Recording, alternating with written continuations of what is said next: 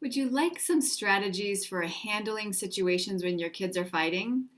When you have a child with ADHD or sensory processing disorder or is on the autism spectrum, it's typical that you see behaviors where they're demanding, where they're rigid rather than flexible, and they're impulsive.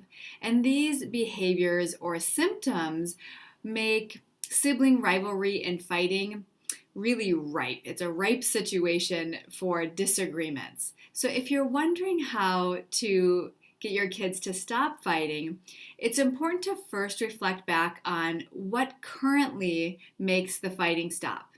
Is it that they tattle on each other? Is it that you step in some manner? Or is it that they're hurt and they're crying? The reason it's important to know this is because the way your child's brain operates is it gets trained to understand what is the final limit to make sure I get out of this situation.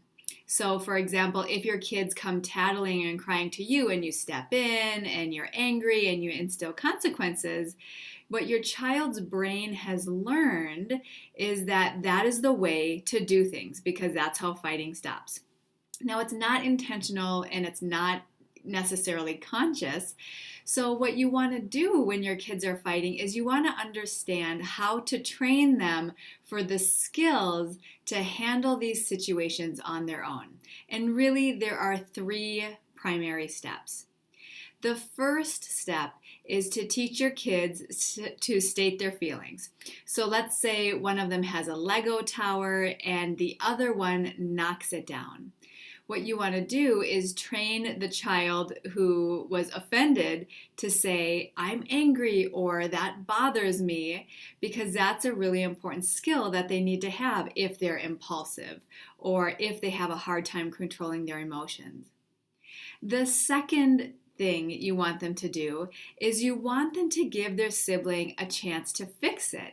So when your kids are coming to you asking for help to fix it, what that means is they don't have that skill yet themselves.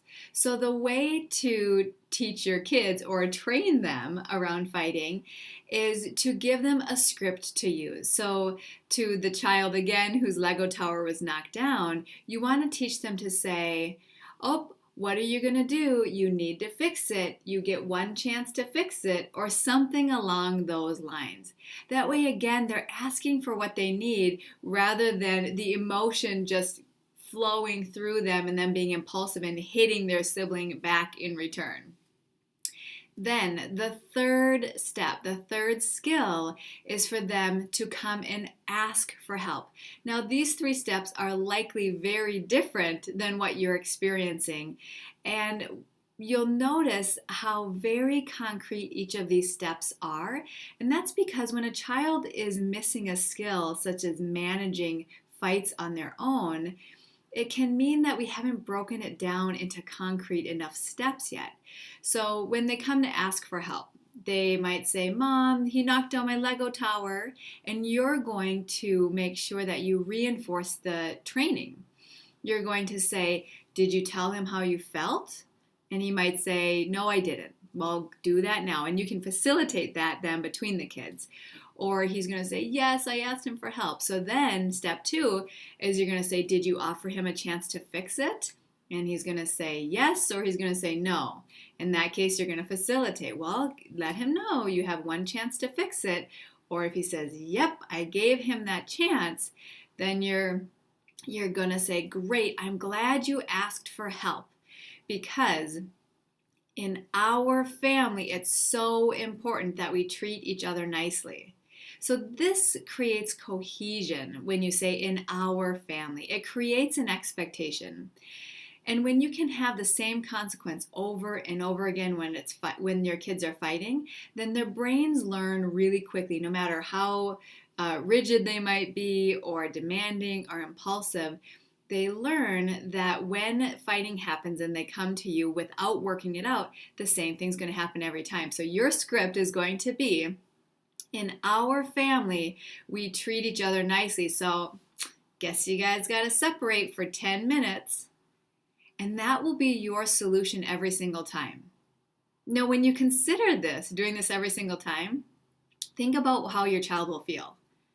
Most likely, they're going to feel something along the lines of annoyed. And this is good in a way because it creates this feeling inside where your child doesn't want to be annoyed and disrupted from playing time after time. And what this triggers then inside the brain are the skills of recognition, of self-management, of self-control, rather than, again, being demanding or tattling or being rigid and inflexible. So, those are the 3 skills to help your kids stop fighting. Teach them to state how they feel, offer their sibling a chance to fix it, and then ask for help. Now, I'd love to hear from you in the comments below. What have you found with your child with a sensory processing disorder or ADHD or on the autism spectrum when it comes to fighting? What works for you? Remember, as a community, it's so important to support one another because one of the strategies or solutions that works in your home might just work for another parent who is desperate for that idea. So please share in the comments below. What you do matters, and I know you have a lot of skills, so I'd love to read those as well. And if you're looking for more support, we do have workshops coming up, so look below to see when our next workshop is. We're actually speaking at the ADHD Connections group and would love to see you there. Until next time, carve out some time to be thoughtful and develop these skills in your child because you will experience more peace and enjoyment on the other side. I look forward to seeing you next time. Until then, take care.